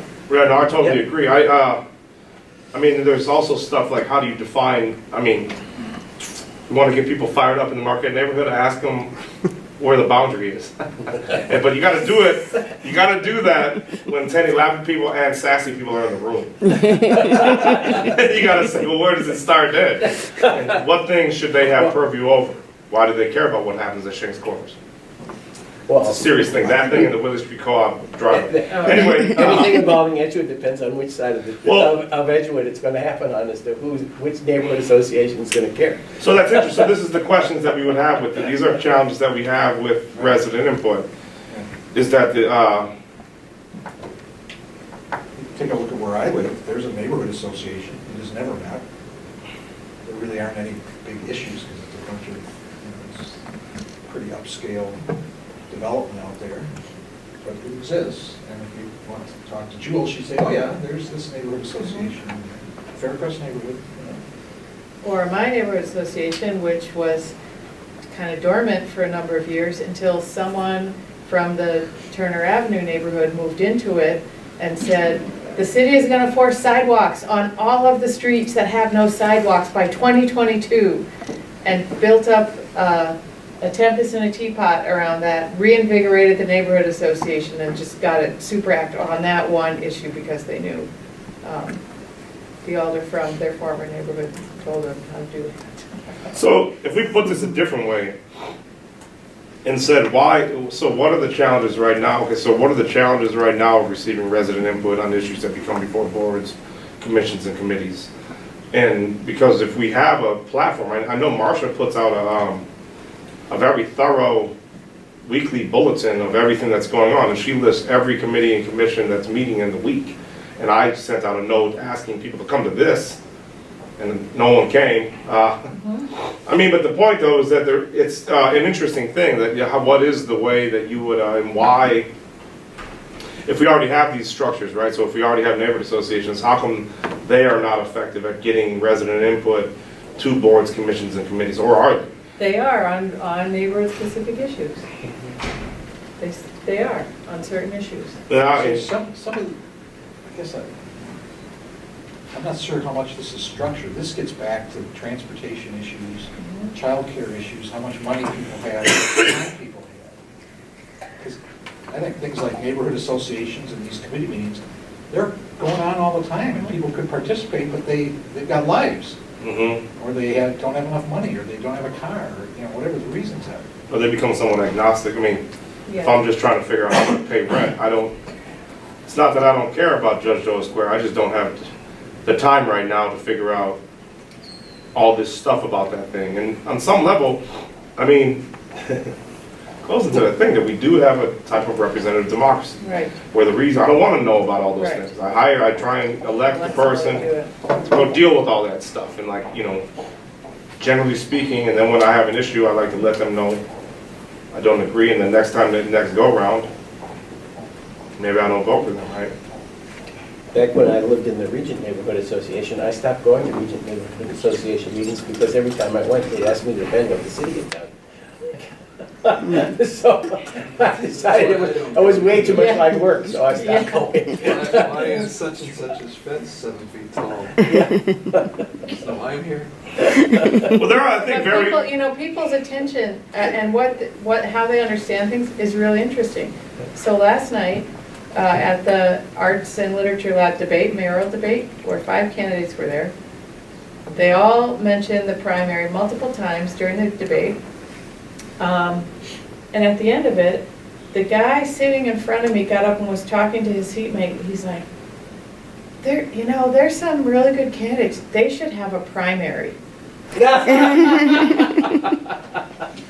Like, he was listening, he heard some good thing, he didn't understand, like, that basic thing that they were competing for a primary election, even though they said, so, you know, people might be interested in things, but they just, you know, I don't know. I just thought that was so interesting. I don't know, I mean, because, and, you know, it'd be good to revisit this maybe when, I mean, my issue with, okay, so the Market Neighborhood Association, good people. When I go to their meetings, they don't look like the tenants that we have in our apartments in the Market Neighborhood. And I don't know how to answer that, you know, or what to think about that. But I think, you know, as we talk about to our tenants and our tenants are very, very diverse on a number of ways, you know, I think in that neighborhood. And I don't know that when decisions are being made and brought to the city via Market Neighborhood Association, there has been engagement with our tenants necessarily about what they think about those things, or that they're in the history of that thing. Obviously, our tenants are renters, and that's subordinate to homeowners in many people's minds. But I don't know how to answer, you know what I mean? I don't know how to do this, and I mean, what would be the thing that we're addressing in terms of boards, commissions, and committees? What is the... I was just gonna say, I think it was somewhat touched on. I mean, you've often referred to that as sort of the dominance of the vocal minority or whatever, and how do you, and I think it's potentially also a question for the Common Council subcommittee, because in some ways it could go back to this discussion about the size of the districts. Smaller districts in a single powerful neighborhood association like District 6 and Market Neighborhood Association, those with a smaller district, those associations tend to have more pull. Whereas if the district was larger and the alder was required to listen to more people and didn't necessarily feel, well, if I don't go with the Market Neighborhood Association, I'm going to lose the next election. I'm not saying that's the case in 6, but that's the example you've been using. It could also be an issue for the Common Council subcommittee in terms of the size of the districts. Have you asked your tenants why they don't go? By and large, a lot of them is the same. First of all, same issues that we're talking about. So I have my own newsletter that I just do with our tenants. Now I share it with the neighborhood association, but we had to start doing communication just with our tenants to, you know what I mean, to talk, you know, about what's happening and what's going on and everything else. I would say some of our tenants who have been there for longer have said in as many words that they don't necessarily feel welcome or that their voice matters. Now, I would say that, you know, I would say that in general, if I were to ask anybody who's currently on the board or of M&A, they would say they were absolutely welcome and they would love to have them there. So I don't know how you square that circle. Again, it's one of those de facto things. I don't think that there's anything that is prohibiting them from participating. I don't know. I mean, these are all things that I don't know. This is why we're trying to figure this out, or, you know, we're trying to grapple with this in terms of how do you get resident input on these issues. And So one of the things... another thing that I would say, our tenants actually are very stable, but in renters in Madison, a lot of times they're very transient. And so one thing that gives you cachet in a neighborhood is living there for a while. So you've been there for a bit, you get to know each other, and then all of a sudden you've been there for a while, so therefore you have a voice. If you're new to the neighborhood, you may not have the same social capital to weigh in on certain things.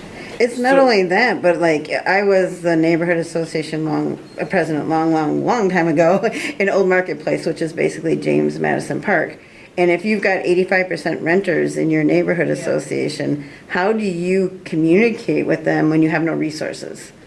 And worse yet for us, we had like 6 people who were actively involved. One was developer Cliff Fisher and developer and landlord Cliff Fisher. One was developer and landlord Eric Mitten, right? And so when you come to a neighborhood association and that's who you're met with, and and they're not telling their tenants about the neighborhood association meetings, there's some like At least they live in the significant neighborhood. problems. They did actually live in the neighborhood, yes. But it really it's been impossible, and we've never been able to get that neighborhood association to function because of those dynamics of, who's on there now, and how do you reach out to 85% renters, especially now that all the doors are locked, and now you have to like, how do you get a newsletter to them when you can't mail it to them? So I Right? have, So- I have It's ideas, interesting. Yeah. and food and drink go a long way. Yeah.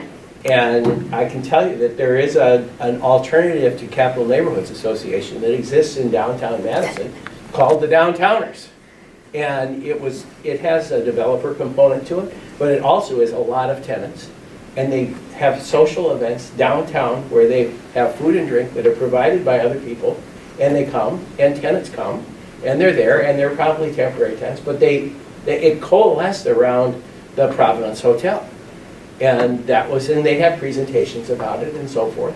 And it continues to exist. People continue to get invited. The people who come change, but they have 100 people sometimes at these events.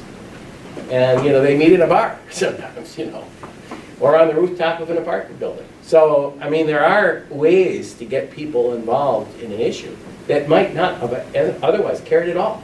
I mean, I don't imagine that the people who live in my building cared very much about the Providence Hotel, but when they had an event there, they went and they heard about it, they got presentations, they saw things, So I don't know, I go to this point, I mean, yeah, no, I don't debate it, I think, No. Free alcohol. well, it's also Food. self-selected. That's what festivals are for. Yeah. Well, they have the Marquette Festival. Well, something though, I mean, because something I brought up with the council thing is that if you're really looking at this, then the way you're gonna affect participation is by economic policy and by housing policy, because we have built-in destabilizers. Home funding, which is, if you can't get tax credits, for a lot of the work we do, it's too small for tax credits. And so you're gonna use home funds. You have rent restrictions, which are inherently destabilizing. And so you built in destabilization.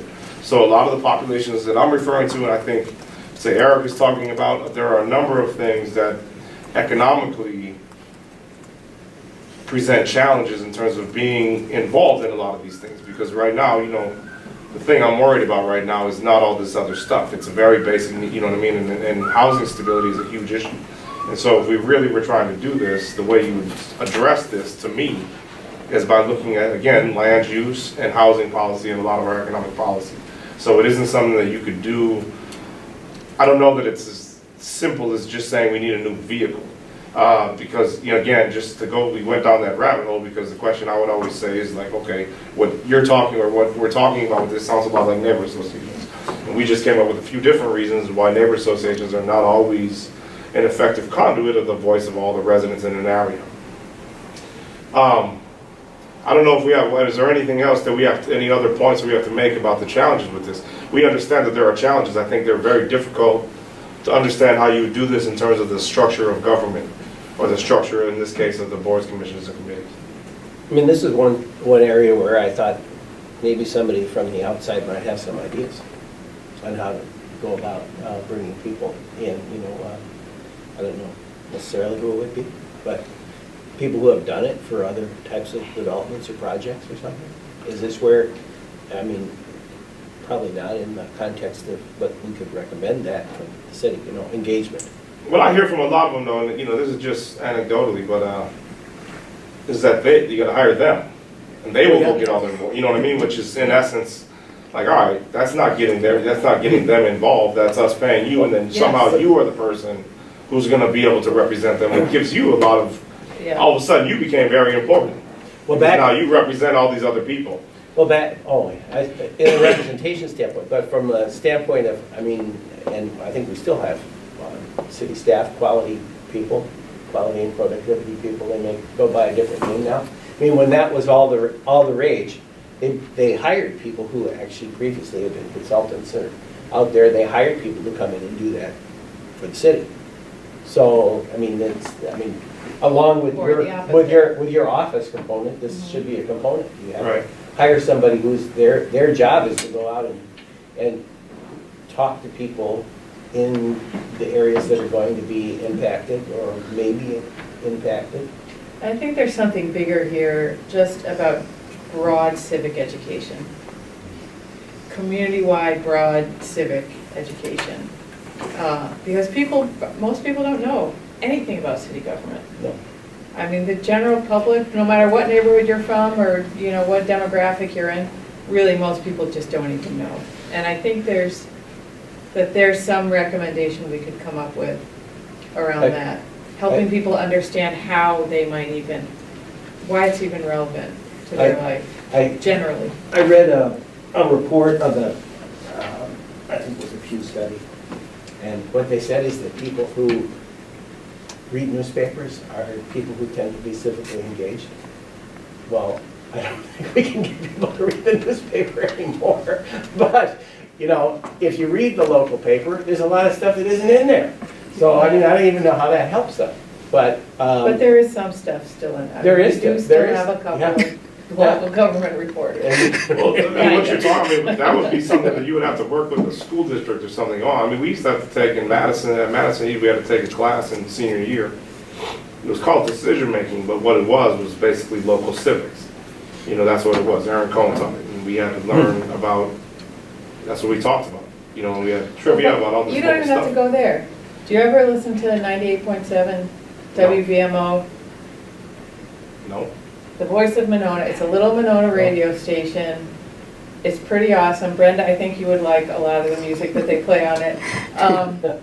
And it's just, the city of Monona has their own radio station, and they do little, oh, this meeting is gonna happen at this time, and here's a little bit of Monona history. Just little PSAs throughout their broadcast that make you think, I've learned a lot listening to that radio station about Monona government that I otherwise, would not have known. So I think there's really simpler mass media ways or social media ways I don't to know. just simple The civic city has a education. Facebook, right? I mean, the city has all this stuff. The city is really fraught about how it uses social media. Yeah, we haven't figured that out yet. Brenda and I were talking about this the other night. Right. You can't, it's not even easy to get to watch something on the city channel and know it's going to be on there. And the same for the program. I mean, why? So who's going to spend a lot of time trying to get to something? It's got to be easy, right? But there can be open records, so I never engage on Nextdoor because of that and because of how moderators can just make things go away. But I will put out announcements. So you can, I won't engage, but I think there are things we can put out one-way communication-wise. On Nextdoor, you put it out? Now I'm so paranoid I'm having other people put my things on Nextdoor for me, I mean, What's next door? oh my gosh, it's a snake pit. Oh. I can in our neighborhood, it's all about the lost cats. That's all. No, It's it's, up on there. oh dear. It's like the listers. Those things are good if you're ever having a bad day and you go on those Need listers. some It has its own comment. inbox. I have a couple Yeah. of them that have their own inbox, and I just go read it. And if I could be anonymous, I would throw something in there just to get the, because I know the things, in a few neighborhoods, I know the things will get them going. But there's no open records issues with just putting one-way communications out, are there? What's a record? It's a record, you have a way to maintain it. I mean, if it's related to your role as an alder, that technically But is a record. but the record originates on my blog, and then it's So- shared. Okay, so you have a record of it. I have a record, so it's, You don't if need- it originates on a place where I can control it and then shared, That's right. Then you're okay. then you're good. Yeah, it's the same like when I tell people if you're going to do business by text, copy your city email, and then you satisfy the law. You But ever I been think there are at, ways that the city could do that. The city could use social media way better in that way, like establish it on a way you can control and then put it out. you guys ever been to or, Put an emphasis on that. DCR has tried to do some things, promoting some things, I know. But the automatic. But we could, emails- like, that's like basic, civic education type of things. you guys ever been to or are familiar with the way California does their elections? You get in the mail, you get like a phone A book book, yeah. that has everything on there. And they get people from each side to write, so they have the issue, and then they have both sides, you get an author from both sides to write about their position, about every issue. And so it's this whole book you get every time there's an election. I don't know how much expensive that thing is, but And that's run by the government, as opposed to Yeah. like the League of Women Voters or something? yeah, that's run by, the closest thing we could have. everybody gets that thing. And it's insane. It's really interesting though, if you're into that stuff. I'll go back, it is something to think about. So the question is, what to look at and examine the way that we are using outreach right now to inform constituents about city issues. So what are we using? And we're saying we're nothing really. There's no concerted effort to do this. The vehicles that we have are our alders. So if you're on their mailing list or whatever, you're going to hear about certain things. If your alder does that. Well, isn't there that other service that I can't remember the name of, that's, maybe it's My something? You heard about that. So My account or whatever that the city has. Anyway, you can We're get, paying you get, bills, right? no, No, you can also sign up and you get get notices newsletters. of stuff or. Oh, yeah, subscriptions. My Yeah. No one was Madison, good at it. my No one was good at it. Madison, I think.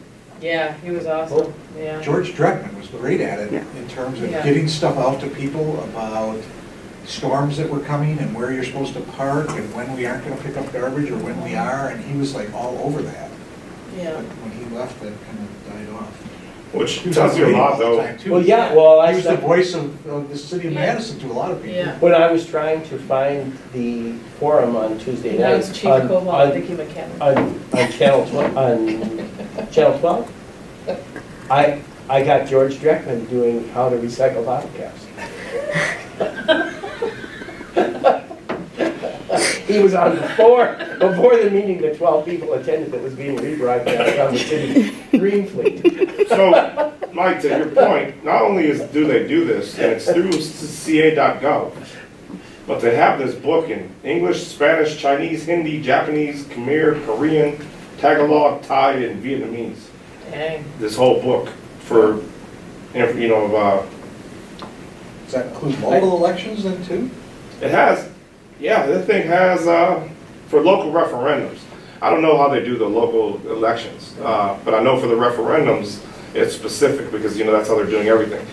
The question they come back to though with this, so then we should But the point of consider, this group is that the city could use social media outreach a lot better to get people involved. right.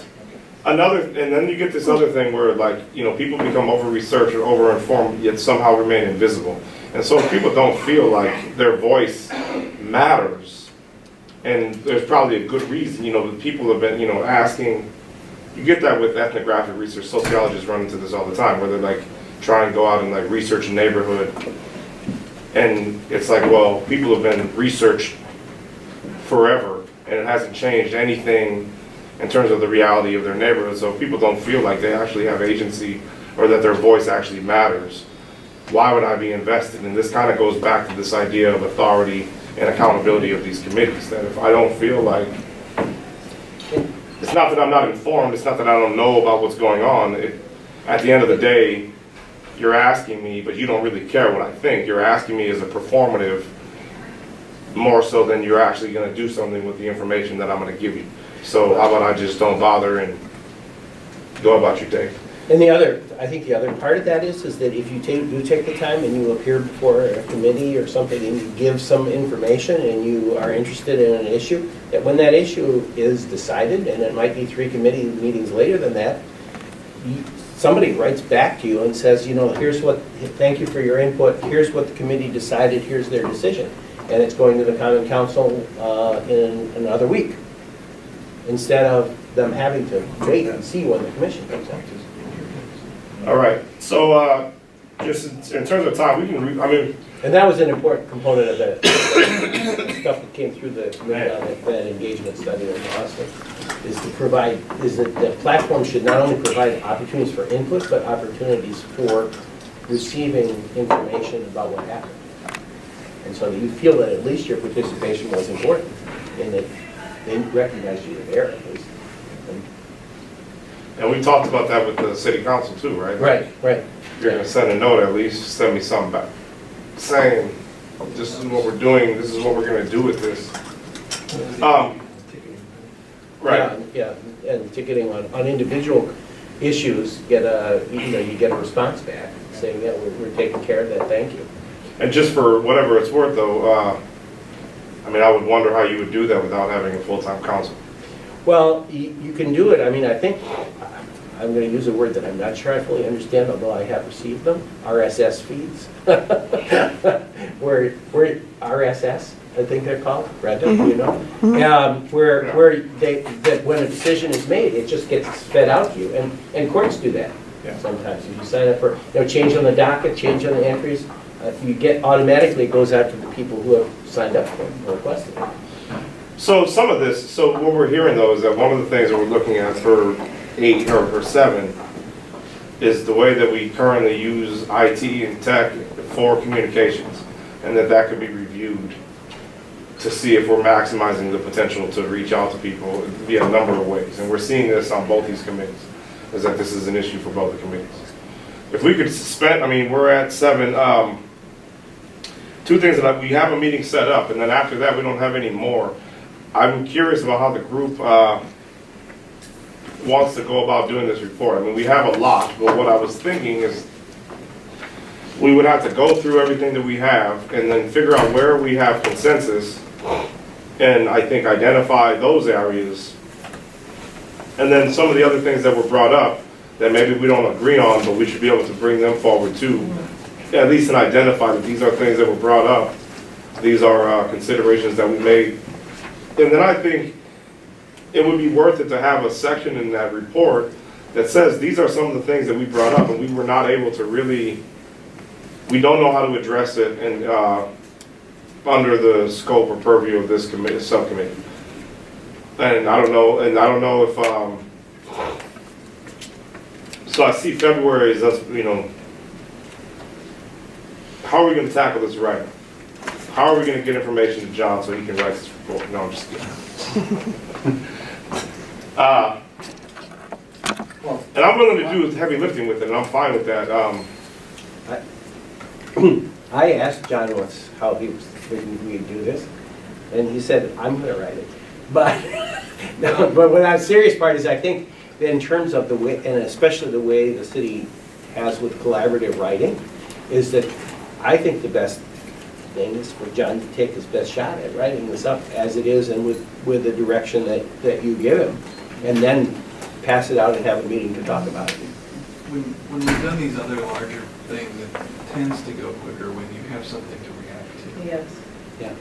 And I'm not sure there's another alternative other than for us to put together a draft of something. Now, one thing that you could do at the next meeting is say we would anticipate the report having these 5 sections. Right. And so that it's in a form that you're thinking of. And then really it's a task of going through, calling through all the minutes and taking the direction that you come up with in the next meeting in terms of where there's consensus and where there's not. And putting that into a narrative and not a bullet type form. I don't think there's anything, is there, to stop Justice from working with you on that directly? It's just that if more than just you show up, then we have Right. a negative more. Well, I don't, hey, listen, you want to write, I just didn't know that I mean, I've emailed drafts of things Yeah. to him. and- I have a Yeah, chapter I for think my our office ought to work on the presentation. first draft, and we can, how do I get that in here? we'll run it by justice, and I don't know. Go straight Your by meeting, your next meeting's pretty close to today. So Yeah. I don't It's know in 2 weeks. How far will we, a week and a half, I We can have, Well, think. so if we have those general things, I know I would, I want to try and reach out to Eric just to see if we can get as close to the whole group here, all 5 of us.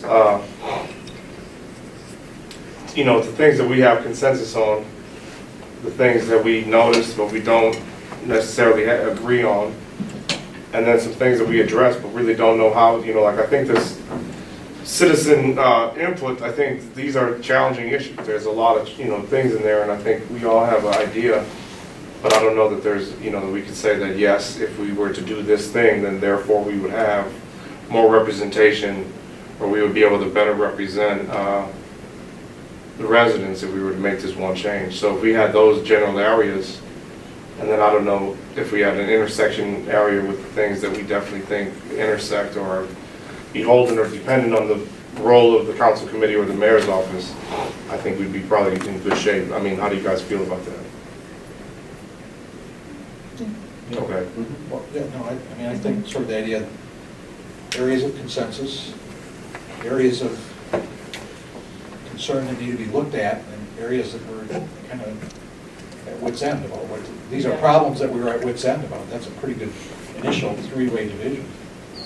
and I think that third part will be really important in terms of just how we've been able to articulate those wicked problems that maybe people have a sense about, but they haven't really quite been articulated clearly.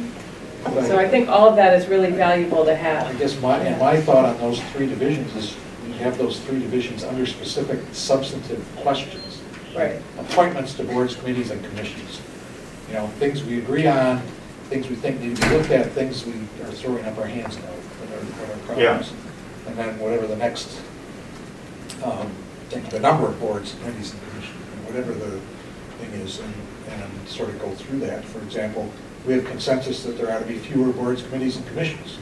Here are some possible ways to get there. And we throw in the various maps. And that, I think, if you get that and work our way through everything you guys have been talking about, you can give a report to the full task force that will give them something to chew on and work towards a final report. In 30 seconds, and not to say anything about the individual, I already used one military example. When I was at the Marine Expeditionary Force, one Marine Expeditionary Force, our commanding general was Jim Maddox, and he did something there that everybody thought at the time, he got rid of Napoleonic structuring, which everyone said was impossible to do in the military because you have G1 through 7. So G1 is admin, G2 is intel, G3 is operations, G4 is comm, G5 is plans, G6 is G4 is logistics, G6 is communications, G7 is special operations. And he said that it was too sclerotic of a structure to be effective. And everybody, and all these folks there said that this thing is the way it is. So the whole Marine Corps operated this way. And he said, that's nice, and then he just changed it. And he changed it. And everybody was like, oh, but he just changed it. And then everybody had to figure out all these things again. And he's like, the things that we're going to have to figure out about the way meetings are structured, the way the reporting is, we're going to just have to figure that out. And he did that. And I think about that a lot. And it was, for someone who was working, it was, I thought, very innovative in terms of his approach to it. Now, colonels and a lot of people hated him, hated that thing. Hence the name Mad Dog. At the time. Well, administrative, however people feel about it as an individual, I'll just say, I always think about that because there's a lot of things that go on inside of governments where we become very stuck on them and we don't. I don't know where you find the political will to just get rid of these committees and then have the council figure out as things come up which ones you need and then create them again with a new structure and say that, you know what, they're just gone. So what you're suggesting is a special report that gives the mayor total control over the entire structure of city government. Just say, Wipe it out. This is the way it is, and you guys figure it out from here. Well, let's No, wait till after but- February. That but is the point though- is the timing of this is auspicious if we have a new mayor. Yeah. Even so, I don't know that it has to just be the mayor though. I think that what we're seeing is that But we it'll have. make it easier. Well, we have we have a city council executive committee and we have a mayor's office. And I think, if there were some things that we could, we didn't really get to it in this committee, but if we could understand that we could understand the reason either by statute or by function in terms of the work that we did as a task force, that these things, we understand why these committees have to exist. We get them. The rest of them probably do have a reason, but after looking at it for 2 years, we couldn't figure out exactly. It took us a lot. Like, you have to really dig into it. Now, 2 years is 2 years. But the point is, and just to say that, there's no saying that's not about political will, that it is not impossible to think that the city council and the mayor could just get rid of these things. And then all right, so if that thing is essential, we're going to see that again very soon, and then we can create it. It will take 2 to 5 months, but we can recreate these things as necessary. And if we identify that a lot of the challenges that we have with these have to do with the clarity in terms of purpose, the deliver, all the things that we've talked about, all right, cool. So when we recreate them, we'll make sure that we have those things. And then, so it's just, all I'm saying is that even though, and I respect and acknowledge everybody who had, Roger, all these folks, Brenda, everybody who's been involved in this, and what they're saying about the political reality is that it would be very impossible or difficult to actually get rid of these things because we've tried it a number of times. I acknowledge all that and I think it's real. I also think that it could be done. Especially if the mayor's office agrees in substance with what the council wants to do. In the United States, and I always reminded an example I used to have for decades, for a century or whatever, people talked about how you'll never get rid of slavery. It will never go away. Yeah. It's just the way it is. Get rid of what? Slavery. It's just the way it is. It's just how it works. This is just the way it works. And like at some point, and I'm not, I guess it could almost be inappropriate to use it as an example because it's so morbid. And but the idea though is that if we see these things, we can change them. As a people, as a city, and as our elected officials and the folks who do this stuff on a daily basis, if we see that this is if it's causing challenges in terms of representation or equitable outcomes for entire swaths of the population, we can change it. I just want to put on record that Justice just equated slavery with the City of Madison Sports Commissioning Committee That's not- structures. And I think while we're at it, That is problematic, and I shouldn't have. And so I just, at the same time, we should also adopt zero-based budgeting, right? well, as long as we're doing things. It is 1:32 in the PM, 13:32 for those that use a 24-hour clock. This time, I think we've concluded the business on this agenda. Move to adjourn. Second. All right, any further discussion? Hearing none. Meeting of the subcommittee of the boards, commissions, and committees is adjourned.